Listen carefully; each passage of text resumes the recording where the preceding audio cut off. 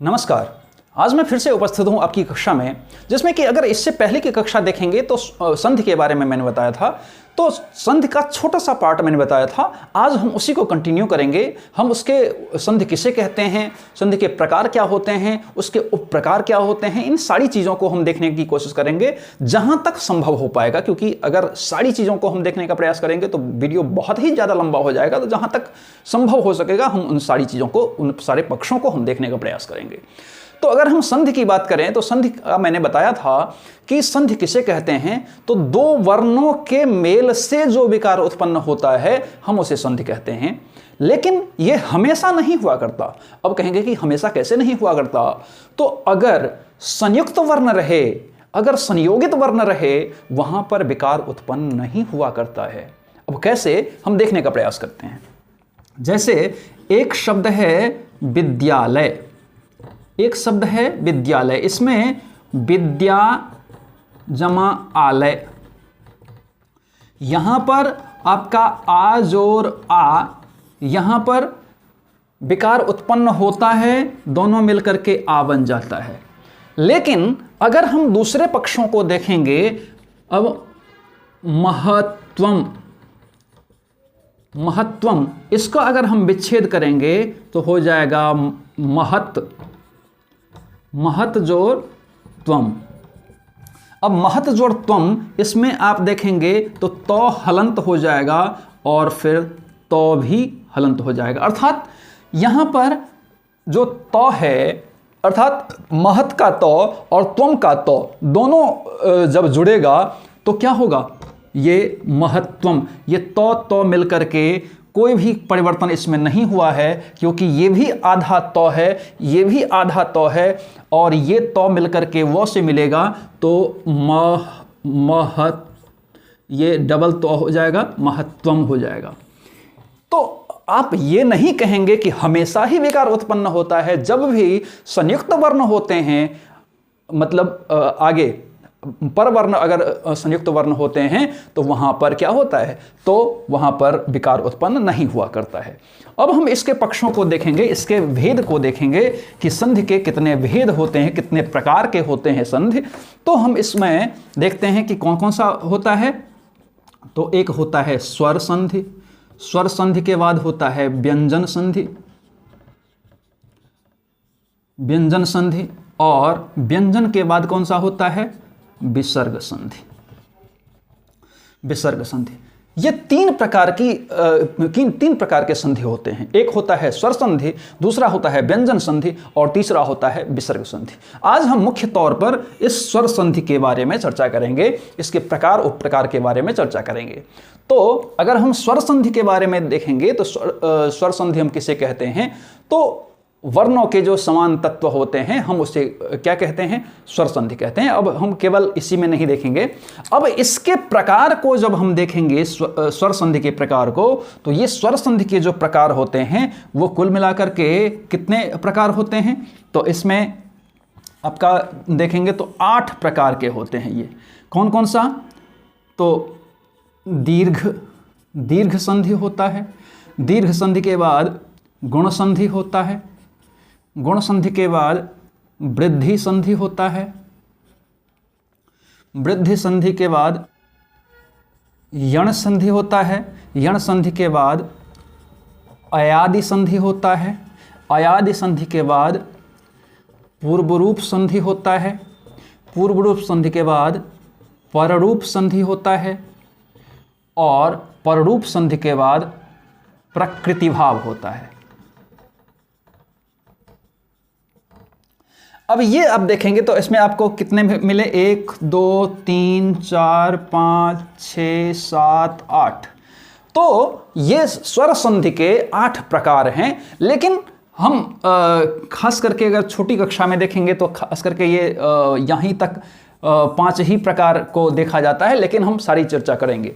तो ये 8 प्रकार के कुल संधि होते हैं। कौन सी संधि, स्वर संधि। अब जब 8 प्रकार के ये संधि होते हैं तो ये अब दीर्घ संधि से एक एक संधि के बारे में हम चर्चा करेंगे। तो दीर्घ संधि क्या होता है, तो दीर्घ संधि, अब दीर्घ संधि क्या होता है, तो इसका एक सूत्र है, सूत्र क्या है?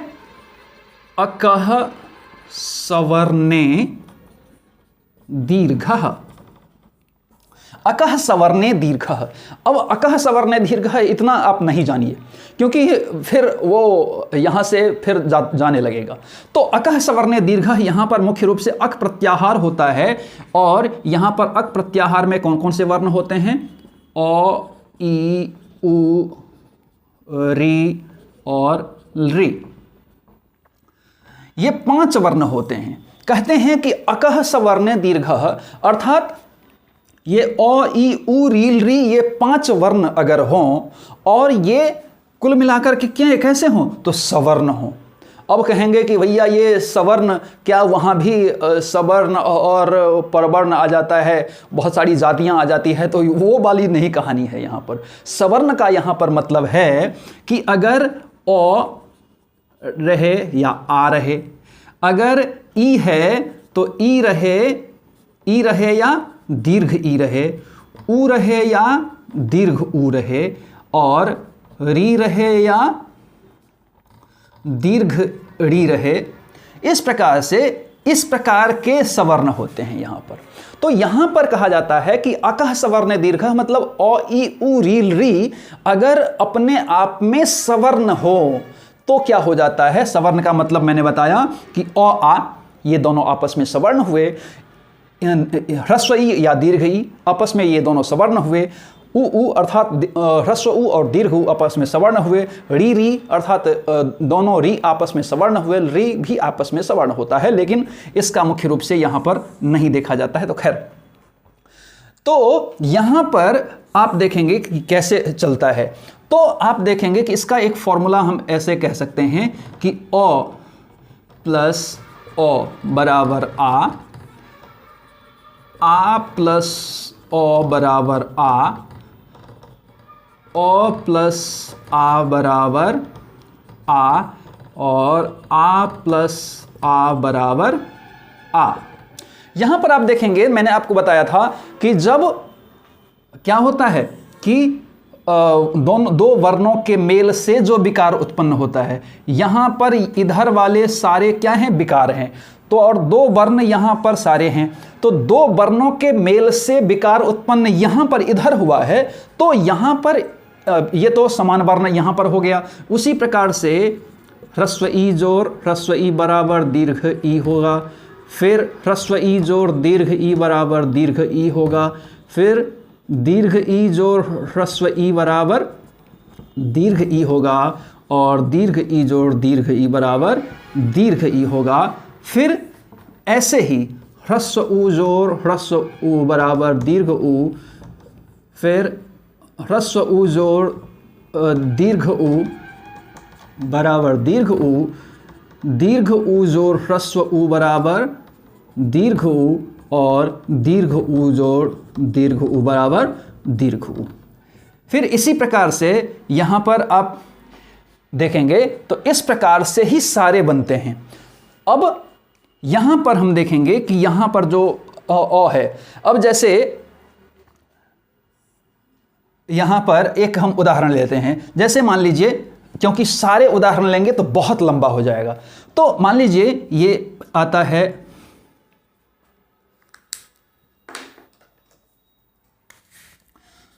विद्यालय। अभी मैंने कहा था विद्याजोर आलय। विद्याजोर आलय में विद्या का आ है, विद्या में आ है, और आलय में क्या है? आ है। क्योंकि जब हम इसको विच्छेद करेंगे, वर्ण विच्छेद, तो यहाँ पर दो जोर य जोर आ हो जाएगा, बराबर क्या हो जाएगा? द्या हो जाएगा। तो दो जोर य जोर आ, अर्थात इसमें विद्या में आकार है, अंत में आकार है, और आलय के प्रथम में आ है, तो दोनों मिलकर के क्या हो जाएगा? तो आ हो जाएगा। तो इसका विकार ये हो जाएगा। तो यहाँ पर आ और आ मिलकर के आ हो जाता है, एक आ हो जाता है, तो इसका विकार वर्ण क्या होगा? तो विद्यालय। फिर अब इसी प्रकार से अगर मान लीजिए कि रविंद्र, रविंद्र है तो क्या होगा? रवि जोर इंद्र, रवि जोर इंद्र। अब इस रवि में वो में क्या है, ई, ह्रस्व ई है, और इस इंद्र में क्या है, ह्रस्व ई है, मिलके क्या हो जाएगा, दीर्घ ई हो जाएगा, तो हो जाएगा क्या, रवींद्र। इसी प्रकार से अगर हम एक और देखेंगे, ऊ का देखेंगे, तो ऊ में भी क्या हो जाएगा, अब एक भानुदय, भानुदय में हम क्या हो जाएगा, भानु जोर उदय।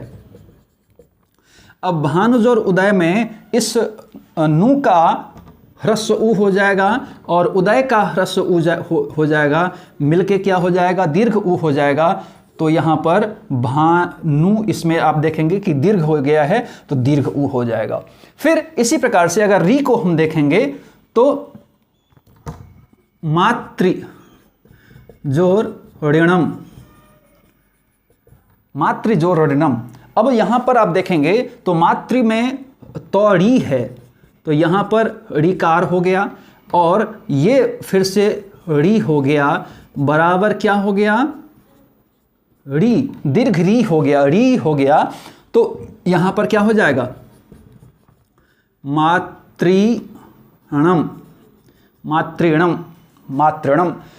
तो यहां पर इस प्रकार से दीर्घ संधि चलता है। अर्थात कहने का मतलब है कि अगर ओ, ई, उ, री, री ये 5 वर्ण हों और इसके अगर सवर्ण संज्ञा हों, तो अपने आप में, जैसे आप यहां पर देखे होंगे कि हर जगह यहां पर आ और आ का मिलान हो रहा है, अर्थात इसमें ही ऐसे ही वर्ण का मिलान होगा, फिर ऐसे ही इसका वर्ण का मिलान होगा और ये विकार उत्पन्न होगा, फिर इस वर्ण का अगर मिलान होगा तो ये विकार उत्पन्न होगा, फिर इसी प्रकार आप री का कर सकते हैं तो उस प्रकार से उत्पन्न होगा। तो इस प्रकार से, क्योंकि हम सारे का अगर एक एक करके उदाहरण देंगे तो बहुत ज़्यादा लंबा वीडियो हो जाएगा, तो मैंने यहाँ पर समझाने की कोशिश किया है कि यहाँ पर एक एक पक्षों को हम देखेंगे तो जब भी समान वर्ण आपस में होते हैं, अर्थात ऐसे समान वर्ण जो कि स्वर वर्ण हो, तो स्वर वर्ण अगर समान होते हैं तो दोनों आपस में मिलकर के, चाहे वो ह्रस्व हो या दीर्घ हो, आपस में मिलकर के वो दीर्घ हो जाता है और उसका परिणाम भी वहाँ पर, विकार भी वहाँ पर दीर्घ हो जाता है।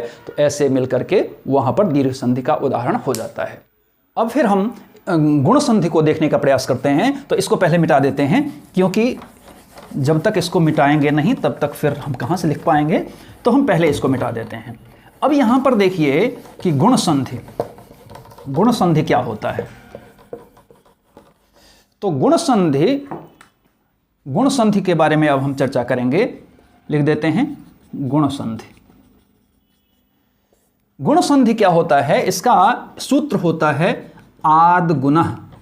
आद गुणः, आद गुणः का मतलब होता है कि अगर ओ या आ के बाद ई, उ, री या री हो, ई, उ, अगर ओ या आ के बाद अगर ई, उ, री हो, तो इसके स्थान पर क्रमशः क्या हो जाता है, ए, ओ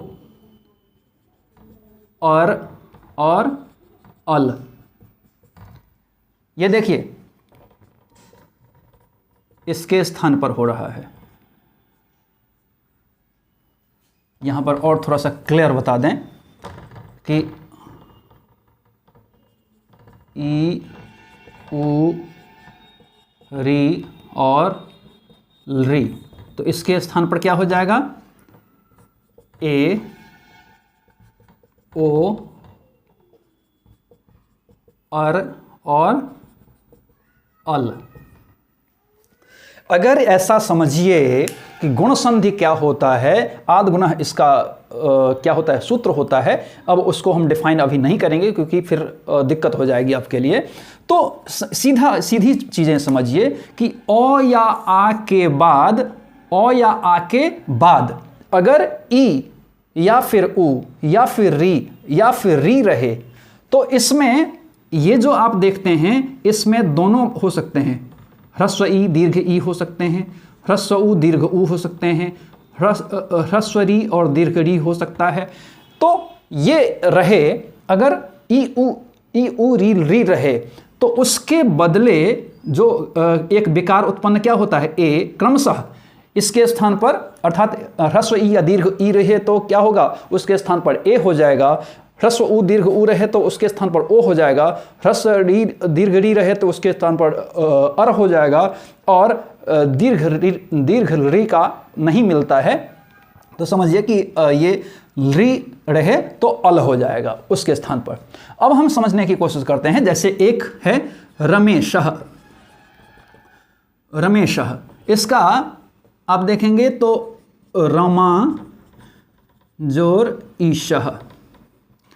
अब रमा जोर ईशः मैंने कहा था आपको कि अगर यहां पर आ है, देखिए रमा में आ है और यहां ईश में दीर्घ ई है, तो मैंने अभी कहा था कि या तो अ या आ, अर्थात अ या आ के बाद अगर ह्रस्व ई दीर्घ ई, ह्रस्व उ दीर्घ उ, ह्रस्व री दीर्घ री या रि रहे तो उसके स्थान पर क्रमशः ए ओ और अल हो जाता है।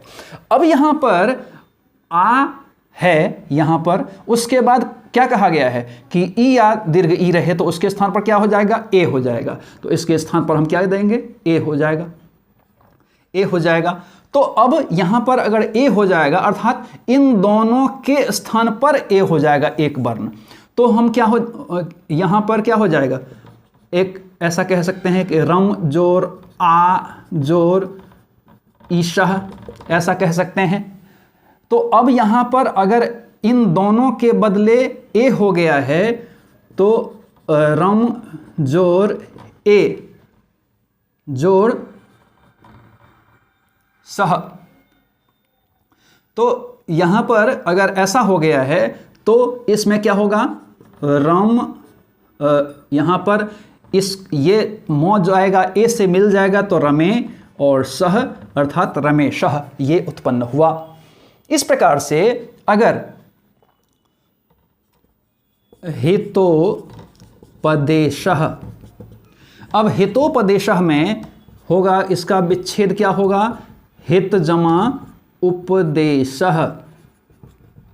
अब हित जमा उपदेशः जो है यहां पर देखेंगे कि हित जमा उपदेश, तो हित में तो में क्या है, तो में क्या है, ओ है, उ में क्या है, उ है। तो मैंने कहा था कि ओ या उ के बाद क्या, ओ या आ के बाद अगर उ या दीर्घ उ हो तो क्या हो जाएगा, ओ हो जाएगा, अर्थात इसको ये दोनों मिलकर के क्या हो जाएगा, ओ हो जाएगा। तो अब ही तो सीधे हम आते हैं, अब ये पूरा हम यहाँ पर व्याख्या किए थे, यहाँ पर हम सीधे आ जाएंगे तो ही और तो और उ मिलकर के ओ बन गया तो हो गया और पदेशः हितोपदेशः। इसके बाद अगर हम री की बात करेंगे, देव जोर ऋषि। अब देव जोर ऋषि यहां पर है तो यहां पर देव में ओ है, ऋषि में री है और मिलकर के क्या होना है, मैंने कहा था कि अगर ओ के बाद री या दीर्घ री रहे तो मिलकर के क्या हो जाता है, अर हो जाता है। तो ये मिलकर के क्या हो जाएगा, अर हो जाएगा। तो अब यहां पर ये दोनों मिलकर के वो का ओ और री का री मिलकर के क्या हो जाएगा, तो दे वो तो वैसे है ही, ये संयुक्त हो जाएगा, प्लस ये अर हो जाएगा और सी बराबर क्या होगा, तो दे व ये अर हो जाएगा। तो यहां पर क्या हो जाएगा,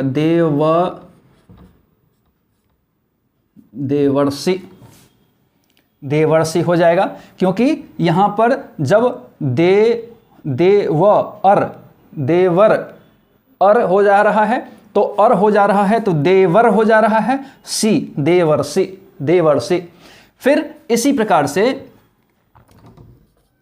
तब जोर ऋकारः।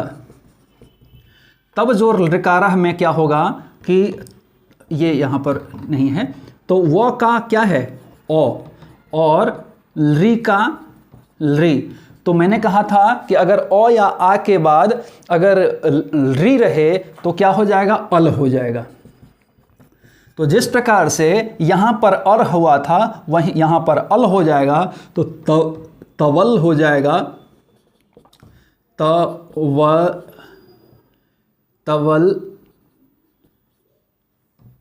तवल लकारह, तवल लकारह। यहां पर अल हो गया, तवल लकारह, तवल लकारह।